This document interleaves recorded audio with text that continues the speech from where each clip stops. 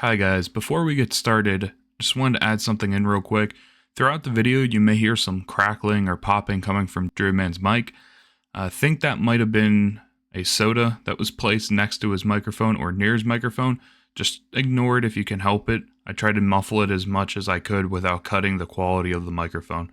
So, enjoy.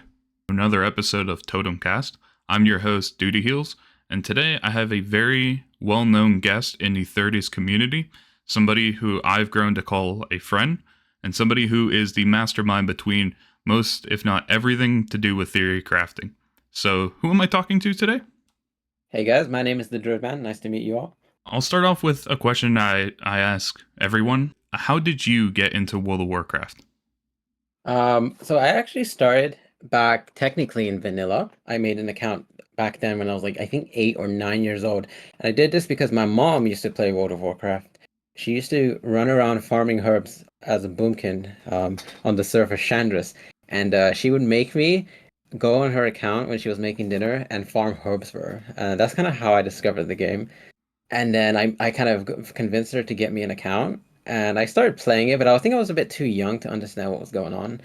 So I would say like I really got into it, and I was like mindful of like what's happening in the game, maybe in like mid TBC kind of Raft era. Yeah, I just fell in love with it though. Graphics, the sound. I specifically heard the Night Elf starting zone music. That was like one of my first few I guess impressions of the game through my mom. And yeah, I just knew this was the game for me. At the time, I was playing RuneScape, which a lot of people might have known that game. A lot of people like played that growing up. That was like my main game. So it was like a big change going into this like immersive world of like Azeroth, and yeah, I really loved it, man. Next question I have for you then is, you are in Legacy 30, you are an officer, and I'd argue you are one of the most well known faces of that group. How did you get into Legacy 30? Good question. So I've actually been playing XP content since Cataclysm. Um, I literally, I think I was in like Orgrimmar or maybe Stormwind, but I no, it was Orgrimmar. I saw this orc. He was level 70, and he had like Zolaman gear and Sunwell gear. I think he was just leveling because the new expansion Rafters came out, and I just saw his gear, and I didn't know what XP was, and I was like, dude, that guy's gear is so cool. And I kind of, without realizing it, made an XP off character because I went into that raid when I got to that level. It was Zola Man at the time. I think that was my first ever like XP off raid. But it was like mixed with like higher level players. And I got like a bunch of epic gear and like cool ass two-handed weapons. And yeah, I started from there, and then I think up until like BFA, I'd always been playing kind of solo. Like there had been guilds over the years, but they kind of just die out. Like, there's not like a real like vision of the future kind of thing. So they kind of like flavor of the month kind of guilds. But yeah, in BFA, I joined this guild called Odawar Chop Shop. I think it's a dead guild now, but there was a priest who was playing in there. We used to do like RAF, Kata, BC content. And I think this was actually just before Chromie Time came out, where it kind of merged vanilla to RAF, or with RAF, and obviously every other expansion that we have in Chromie Time. One day he just told me about Legacy 30 on Thrall, and I think I joined Legacy 30 for a Herald of the Titans run, just because like I was like, cool, I have a character, like I wanna play here. And yeah, after like the first Herald of the Titans run that I joined on my druid, like it was the TheDruidMan, that's why I'm called that. I fell in love with the guild, and I just kept coming back every week. And yeah, before I knew it, it's been like 2 years, probably no, actually more than 2 years at this point. I've been in this guild and just been playing here ever since, dude. It's like really addictive. Absolutely, I keep finding myself coming back for sure. Next question I have for you is that you absolutely know what you're talking about when it comes to being able to claim what's BIS, what's not BIS, stuff like that. What were some of the ways you engineered sim crafting? Did you use AI? Were you writing code for add-ons, etc.? So that's actually a really good question. So like, okay, prior to actually getting into that, I had like a decent understanding of the game. I wasn't like as sweaty as like some of the stuff you see me doing, like Dragonflight with like the spec guide, and some of the other theory crafting like that we have on our Discord with like the classes, the items. But I was like decent, like not the best, not the worst, like average in the middle. I remember when I first joined Legacy 30, I really wanted to try certain specs, but I think not too many people had tried them, or that the people who had tried them probably didn't like get the best gear available for the spec. So it was kind of like a uncertain, like I'm not really too sure how this might work, or perhaps there wasn't enough like content done with that very specific spec. For like the answer to be like, okay, yeah, I know like Rogue can do this, or hey, Warrior can do that. So I literally just tried everything. At first, it was like more for fun. Like, hey, I think this trinket is awesome. I think that weapon's cool. I wonder how that might do on a rogue. And I started doing that, and I realized, hey, there's no guides. Like, I can't just go on Wowhead or Icy Veins or like I don't know, like Echo or Liquid or one of the top guilds website and like check out what I need to do. This is a new territory. Like, so it was like I was left out in like a desert alone. Like, oh my God, I'm the only one like here now. What do I do? So it kind of made me get into like, okay, let me theory craft stuff myself. So I started to like document what stuff does. Like I would notice like, I don't know, like Thunder Fury has like a really cool mechanic, like Tiny Abomination Trinket has a cool mechanic.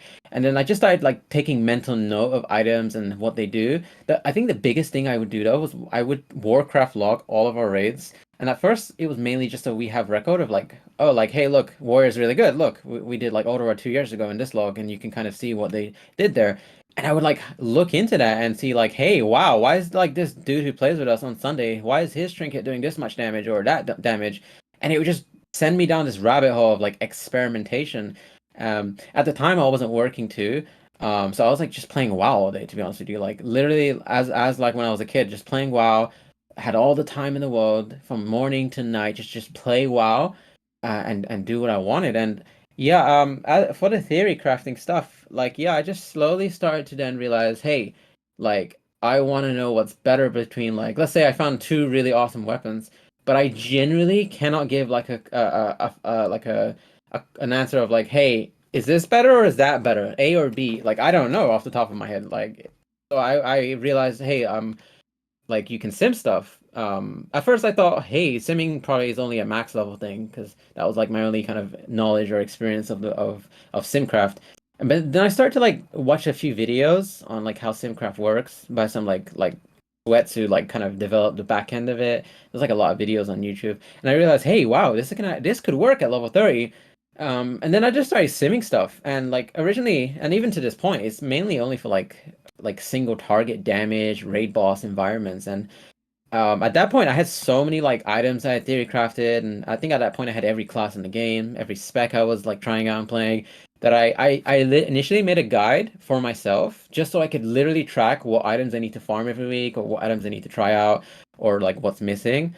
And then I realized like, hey, we don't actually have a class guide, so let me put out a class guide. Not realizing how much work would go into it because it is quite crazy to keep updated. But I did that, and yeah, I just started like kind of going to raid bots and simming everything, and yeah, that's kind of how I generated the spreadsheet. To be honest with you, just trying to think here. Yeah, I mean a lot of it obviously is also experimentation because like there's some like weird items in this game like that just like it doesn't exist at max level like the mechanic like for example Thunder Fury like it has that text that says chance on hit that doesn't really exist in modern day WoW like endgame, so like you can't really sim stuff like that, but like I would do like AoE on like a certain class and be like, hey, Thunder Fury is like I don't know 30% of my overall number one damage, so then from there I would know like, oh my God, this weapon's really good in dungeons, for example. Like so yeah, I just kind of like a lot of experimenting, a lot of trial and error, a lot of time wasting, also a lot of like dummy runs and raids when we were like grouping up as a guild, dungeons, pugging,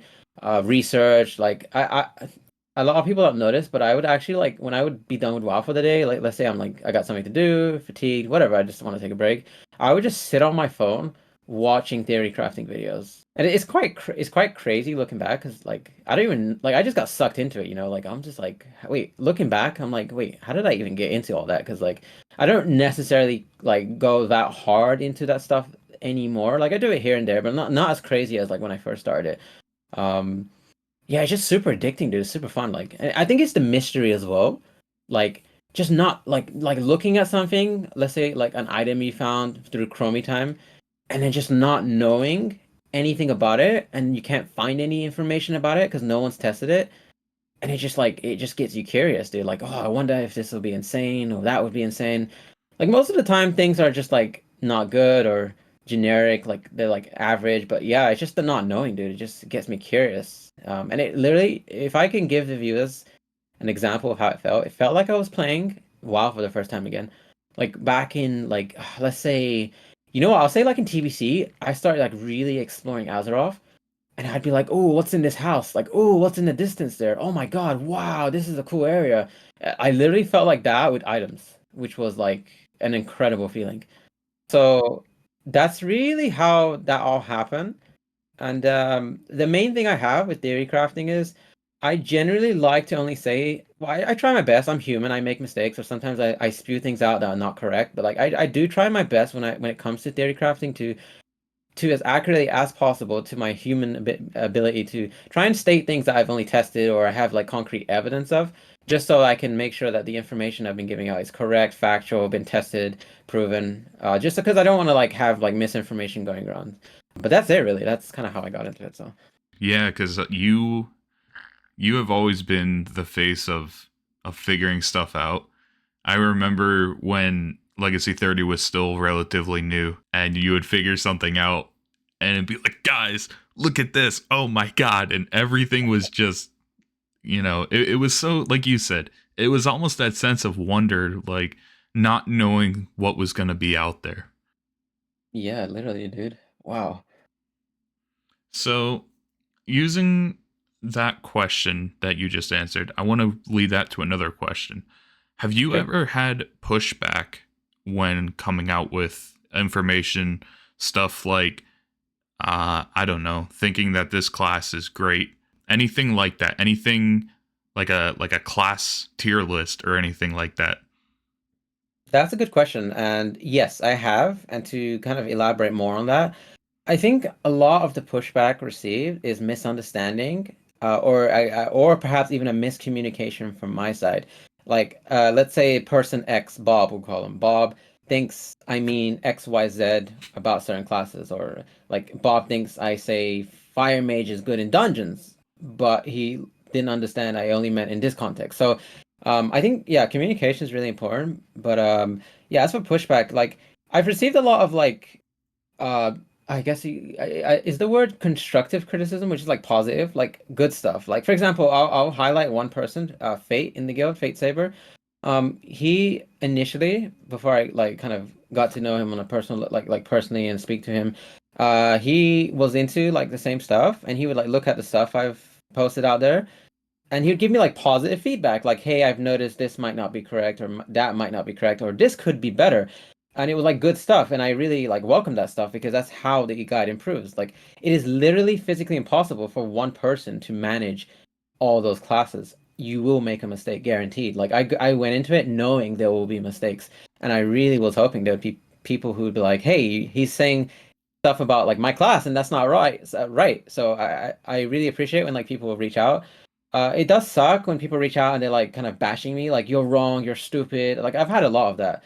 Like you made a mistake here, how dare you do that? It's like, bro, I'm doing the best I can according to the knowledge and the skills that I have at my disposal. Like I always think like this is like the only guide out there right now. But if people like feel negatively about it, I would just say just make your own, right? Like that's kind of how I feel about it. But it's always better like working together. Like as of right now, I have a private Discord with just like a bunch of sweat and dairy crafting stuff. There's a couple people in there, and they give some really good feedback. Stuff that has helped me grow as a player. Stuff has helped me refine my theory crafting skills, my approach to theory crafting, how I think about a problem, how I solve a problem. Um, I'd like to give a shout out to those people. They know who they are. And yeah, I just think, yeah, honestly, I think setting this up, like this whole theory crafting thing, I was hoping it would like kind of one day just make people trickle in slowly one by one, and then we just get like a bunch of like cool information about like all the crazy items in the game. Like, I just envisioned, I don't know, I just had this vision of like there are obviously things I haven't tested, like random trinkets from like quest rewards that doesn't look too good on the tooltip, but maybe there's something about it I don't know.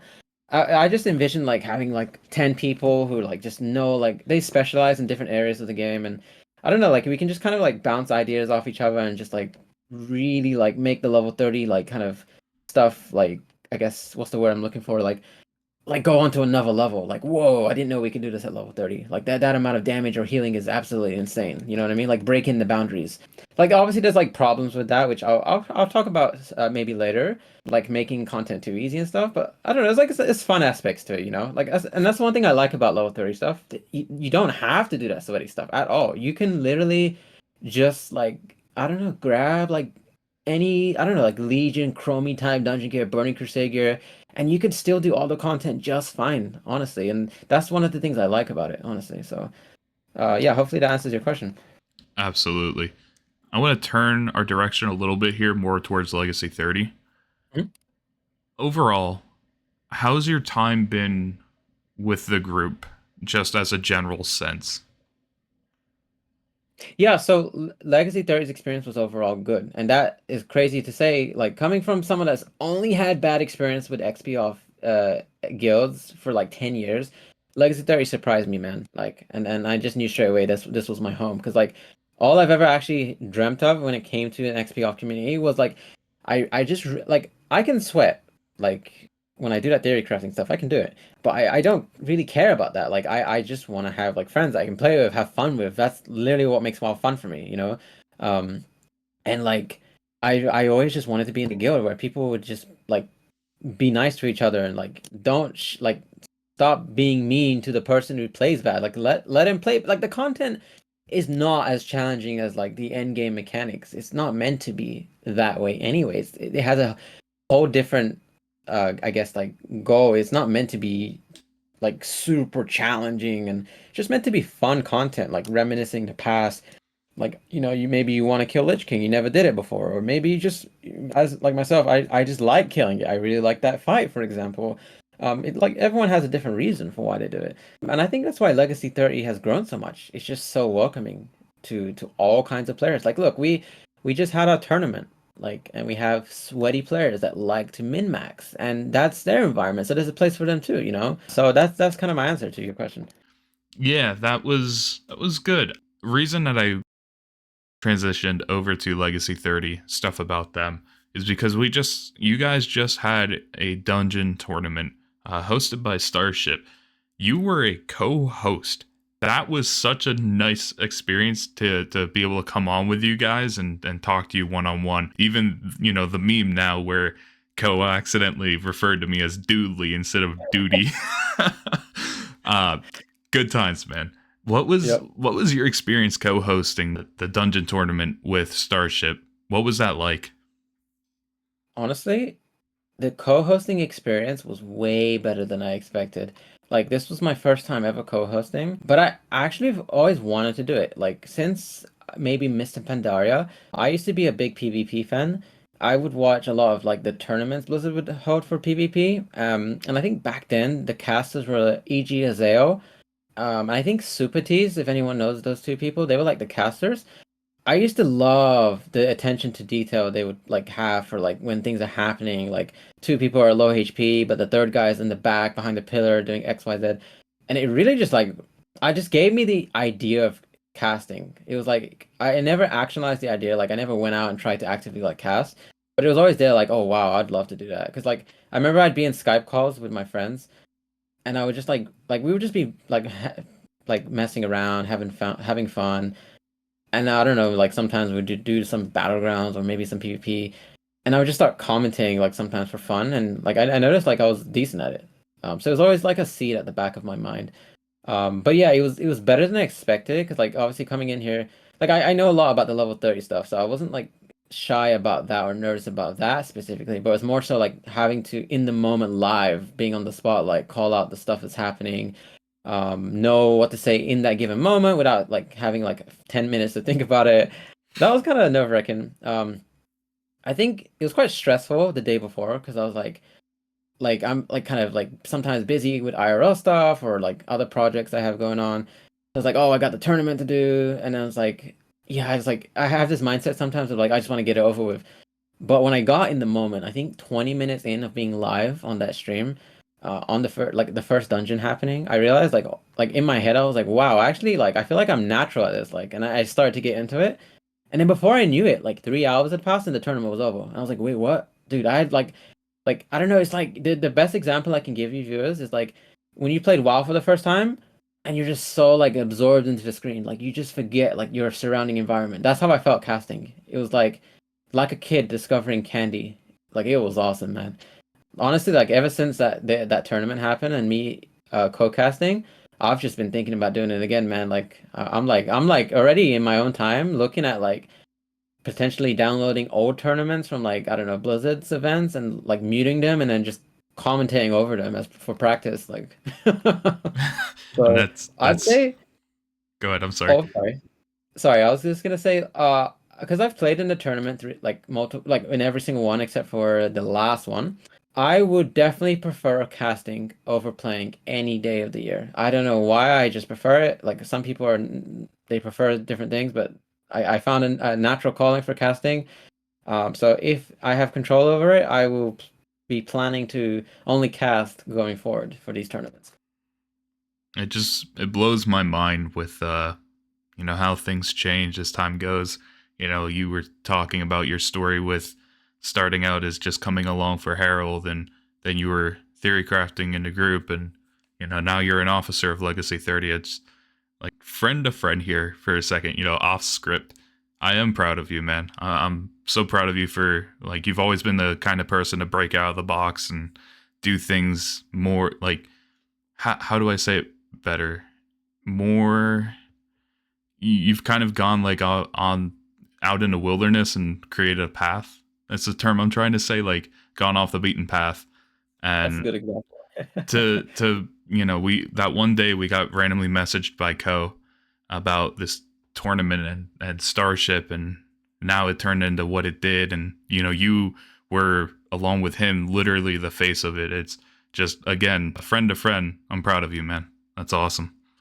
Thank you, man. I really appreciate that, man. I So think, go ahead. I'm sorry. Did you want to say something else? yeah, I was just gonna quickly comment and say I think some yeah, life has a way of throwing you sometimes in the situations that you need to be in. Like if you had told me 3 years ago I was gonna be in a situation like this, I would have been like, wait, what? That's crazy. Yeah, and now I mean, dude, you were in front of that, in front of like what at one point it was over 300 viewers. That's a lot of people. Definitely, dude. So we talked about the dungeon tournament and your experience with it. What are some general issues that a 30 faces today? What are some issues either with the bracket, with things that are missing, or things that you feel should be addressed? Good question, Duty. So I think there's a big problem of like too much focus on Bisgear, and I probably have the biggest part to play in this problem. But obviously, I didn't do it intentionally. But I think too many new people focus on like what's Bis.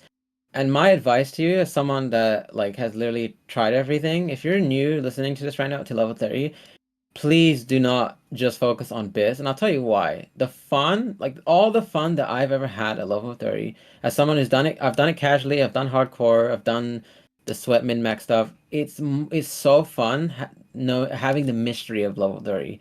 I promise you, if you just come in here, check out a biz guide, ask everyone, this trinket good? Is that trinket good? In like a week, assuming you're playing at least like 2, 3 hours a day, you're gonna run out of fun, and this is gonna just become like boring or like not as interesting, I guess, when you first started. The real fun is the mystery. Like, like sometimes I look in the Discord, I see new players and they freak out about like a cool trinket they found. And whilst I know about that trinket, I could be like, yeah, that trinket's cool, or that trinket sucks. I don't want to ruin that dude's fun. He's in the zone. Like he's in that zone, and I know that zone because I was in that zone when I was like discovering all this. Is that zone of like, oh my god, I'm gonna level a rogue right now. That weapon's gonna be so cool. I'm gonna like, I don't know, solo dungeons. Like even if it doesn't work out like that and it's a disappointment, the journey is the most important part for that player. And I think it's just yeah, no one should try and spoil that for anyone else. So I think my advice to new players or even existing players, don't put too much focus on the biz because honestly, as someone who made the biz guide, I don't even have full biz on a lot of my characters. Like since the war within, I've kind of relaxed down a lot with like the whole like min-maxy stuff. Like I've attended a lot of raids and I'm missing like 5, 6 pieces of gear, but it doesn't matter. Like if you do care about that stuff, honestly, the best thing you can do to improve is just improve like your gameplay, like the I guess like the way you play, like how do I improve as a priest? That is the biggest like DPS increase, biggest like healing increase, or like if you're a tank, like taking less damage, like that will supersede all of like the minor gear changes, like upgrades and stuff. So just have fun, man. Like yeah, cool. Like you might want to know, like, hey, do I need haste as like a warrior monk? Yeah, I mean that's okay to, I guess, kind of know, but explore, have fun. Like obviously if you want to ask questions, go ahead. But like, yeah, I mean, just exploring, man. I think honestly, like I said earlier, doing all that stuff for me at least is subjective, of course. It brought back that mystery that I first felt when I started first playing WoW. And I think people should just, if they really want to like get zoned into level 30 stuff, they should definitely like go down that route, man. Because like even like look, I'll give you an example. I have max level tunes. I don't theorycraft anything at max because why? There's guides for everything. So like I have a mage. I literally know where to get my gear. I check out guides for the best talent string, for the best gear, best trinkets, best gems, and I'm done. There's nothing left for me to figure out. So it's kind of like, yeah, okay, I can have some like interesting challenges like Zekfir. That's some cool solo content. Maybe like a tier 11 delve, kind of cool. You can mythic grade hieroglyphy, but that like the theory crafting aspect is not there. There's just generally why there's no need to do it. You know what I mean? It's all been done. And I think for me, as someone who does level 30 stuff, yeah, that's the reason why max level was kind of like meh for me. It's like I'll always play it, of course. There's like reasons, and if like I'll do it, but like it's not as fun as level 30, man. That's for sure. This question that I have for you might tie into the tournament a little bit and theory crafting, so I feel like it's a good one to ask. Sure. So, for the tournament, my team, for example, for a lot of the dungeons, I think 2 out of the 4 dungeons, we played nothing but evokers. Evokers, after Dragonflight, now came down to level 30. What is your opinion on them? Were they worth the hype that you had for them, or did they subvert your expectations? I think evokers are really strong. Obviously, like when I say really strong, I have like a certain context in my head. Like, and most of the time, my context is like raiding. Like, I'm not like a big dungeon guy. Like, I don't like nerd out on the dungeons too much. Um, I think they're really strong. Like, for example, like I envision like pulling like let's say an Eye of Ajara that we had in the tournament, like pulling 200 mobs and then just seeing 3 evokers like deep breath over them, which is like their 2-minute big fire breath cooldown. Like I envision that happening, and then just like my brief like experience playing Evoker, like knowing how much damage you can do, I just like imagined it'd be like a crazy amount of damage. Obviously, like we saw like with the time walking team, they played like Hunter and it like did extremely well.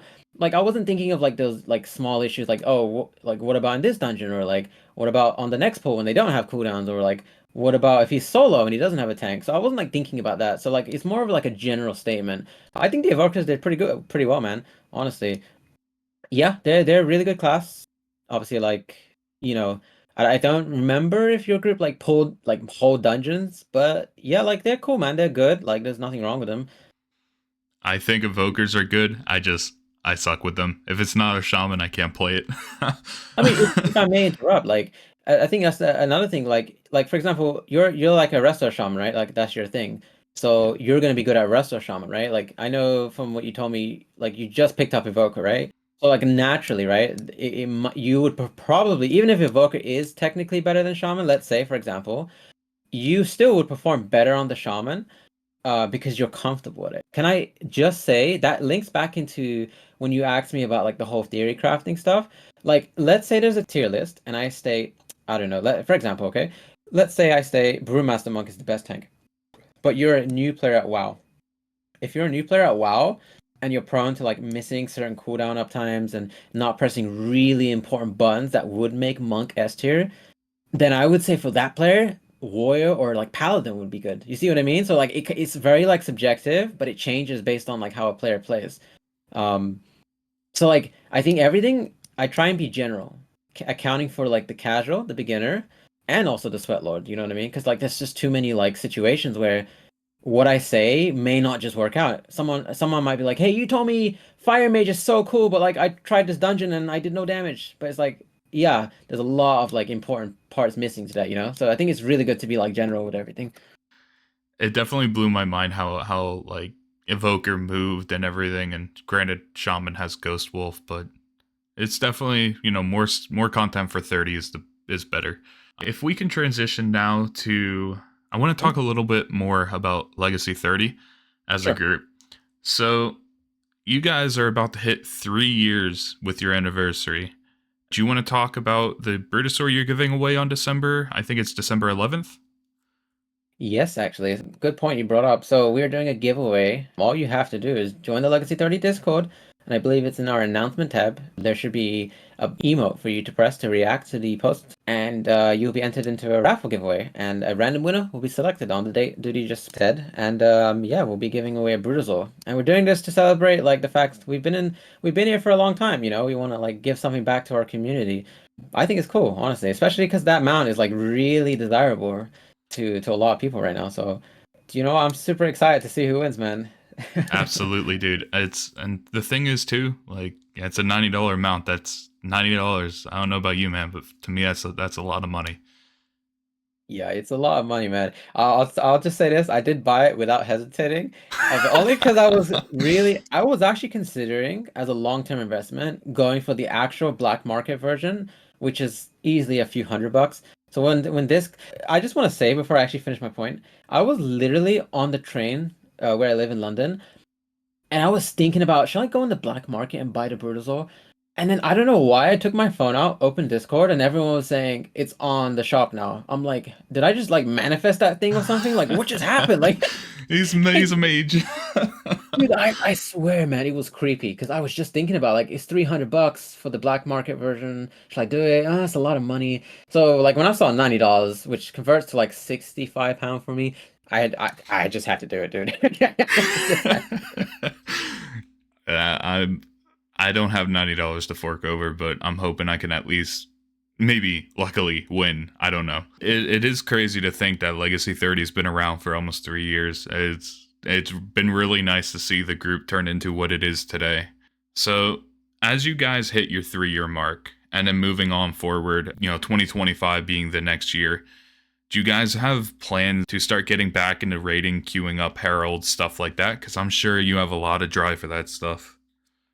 Yeah, so it pains me to say the Herald of the Titans achievement is like kind of in a sticky situation right now, where Blizzard haven't updated it to its like the War Within equivalent item level. This has actually happened since Kata, where they would kind of take a while in a new expansion to update the item level if it needs to be updated. So I know they will. It's been a thing for a long time.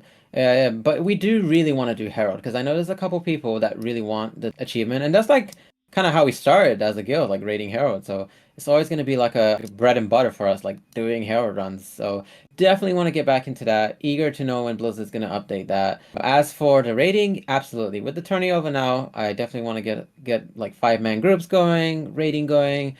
We have talks about even a 5-man progression, just so it's like smaller and it's like easier to like have them consistently going without relying on like a certain amount of people for attendance. Um, yeah, dude, honestly, like even potentially even doing more guild activities in the future, like, like I don't know if you remember back in Shadowlands, dude, we used to have people logging in almost like daily, doing dungeons, queuing up, because back then raid gear wasn't good. So we would all queue dungeons because that's where you got like the gear from. And funny enough, dungeons is like what brings communities together. I realized that. Like I don't know, it's just like in Dragonflight, we had Warlords of Draenor expansion.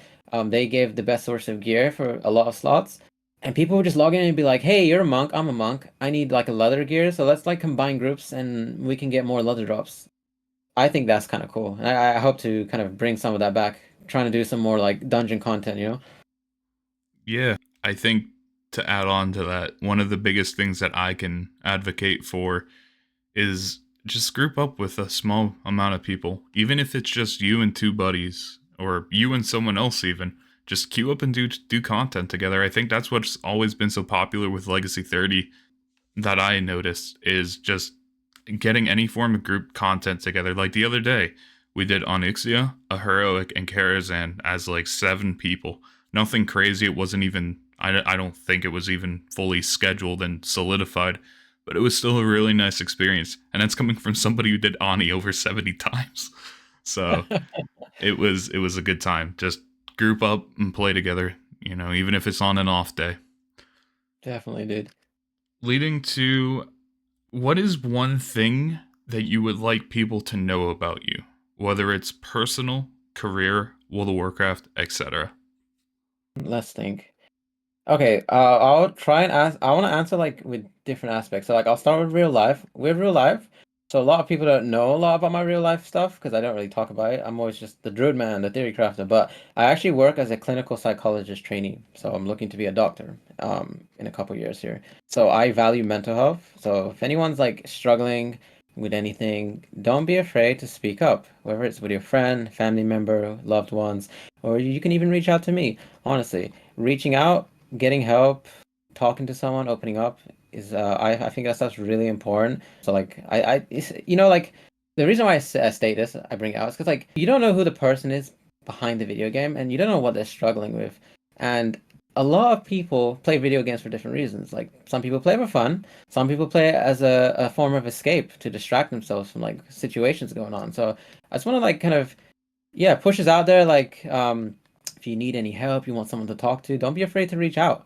And like leading that into like my in-game, I guess, answer of this question, like you like if your experience of me is just seeing me do sweaty stuff, don't be afraid to like ask questions. Like you might be like, "Oh, I don't want to ask the DruidMan this question. It's stupid." Like no, just ask whatever you want to ask, dude. Humans always ask questions that are like dumb, some good. Like I've like ask questions that are like silly as well. Like just ask, reach out, don't be afraid, don't worry about it. Like like, dude, I literally, I have friends I play with on a hardcore level, talk about like nerdy theory crafting stuff, and then I have casual friends who like don't even keybind all their spells, and I just play with them and I have fun with them, and like I just play with like all kinds of players, So like, don't be intimidated, reach out, honestly, dude. And then like, I think the last thing I want to leave with is, dude, honestly, the best advice I can give to people about WoW in general, like I know it's specifically level 30 stuff, but like just have fun with the game, man. Like, there are times where I've quit WoW or had a short break, and it was because I was doing something because I thought I had to, or because like I'm trying to prove something to someone, or I guess to myself. But like, just have fun. If your version of fun is literally going into the Goldshire Inn or like the Dead Mines dungeon and like I don't know, like hanging out on the ship, like whatever it is, doesn't matter if not everyone's doing it. Do it, dude. And I think that's one thing I like about level 30 stuff. You don't have to do Mythic Plus. You don't have to do raiding. It's not like a generic script of like, okay, I'm level 80 now. I gotta do this. No, at level 30, you can do anything. Do whatever you want. There's no right way. You know what I mean? You make your own fun, and I think that's the way. If you want to like be playing this game for a long time, just make your own content, man. Like, dude, the stuff I don't want to get into it right now because it's like a 30 podcast, but I'm doing side projects that I've just like invented that no one's doing. I'm having a ton of fun right now. Like, I'll just say this, right? I played for 14 hours the other day when I was free on content that nobody in this game does anymore because I'm just like working on this like secret project. I'll probably release it when I make the video, but like it's just fun for me, and that's all that matters. If it's fun to you, do it, dude. Yeah. I think that'll do it then for us. Thank you again for your time, DruidMan. Really appreciate you sitting down and talking with me. All good, dude. Thank you for having me on. I really appreciate it. Do you have anything you want to ask of me? Ooh, on the spot. Okay. With these podcasts, like, how do you feel about like how do you feel when you do these podcasts? Like, is it a new passion that you found for yourself? Like, do you see yourself like in like 5 years becoming the next Joe Rogan? Oh my god. So I have a lot to improve yet. Yeah. Obviously, I still say trying not to say the bad words and trying not to use that one word that Spotify really doesn't work that starts with a T. Oh yeah. Yeah. um, Other than that, man, it feels good to be able to talk and just kind of sit one on one with somebody. Sometimes I and I don't mean this bad towards the audience, but sometimes I Yeah. like to forget that they're listening and just you know it makes the conversation more sincere. That's So awesome. I appreciate you asking that though, dude. Thank you. Can I ask like kind of just to bounce off my last answer? Does it keep you like does this newfound passion for Totem podcast does it make you actually want to like log in WoW more for some reason? Like even though it's kind of not really connected, like not directly, like does it make you log in WoW more like just because it like it's related to WoW, I guess? Yeah, it does. I think one of the things that I'm actually struggling with right now is I just deleted like 3 or 4 different videos that were 15-minute segments of me just talking to myself, trying to come up with basically single player content for like, hey, new and upcoming stuff of World of Warcraft. And it's really, really hard to make content on your own if I don't have someone to talk to. But like you right now, like when I'm talking to you, this conversation is just bouncing back and forward, and it's great. Uh, but I think that's something I need to improve on, is just finding stuff to go off of. I log in and I see that one guy in the guild. I think his name's Theriso. He's up over 10,000 achievement points. In the one video I deleted, I'm like, this guy's got this much. You know, it's like, whoa. Just yeah, it definitely inspires me to log in. And plus two, like once you guys start queuing content, I can say, hey, look out for this date at this time because these guys are going to be running this or doing that. Dude, that's awesome, man. I'm really glad to hear that. And it's like you made your own fun, you know? So I'm really happy to hear like you're like having fun with what you're doing right now, dude. I love it, dude. I love it. I appreciate it, Drew, man. Thank you again. And All good. thank you for viewers for listening. I appreciate if you got to this point. First episode, the reaction was absolutely stellar. I was expecting to get 100 views in a week. I got 100 views in a day. I can't believe the support that we're getting. Thank you for everything you guys do. And I'll see you again in the next one. Take care, Drew, man. Peace out. Peace out.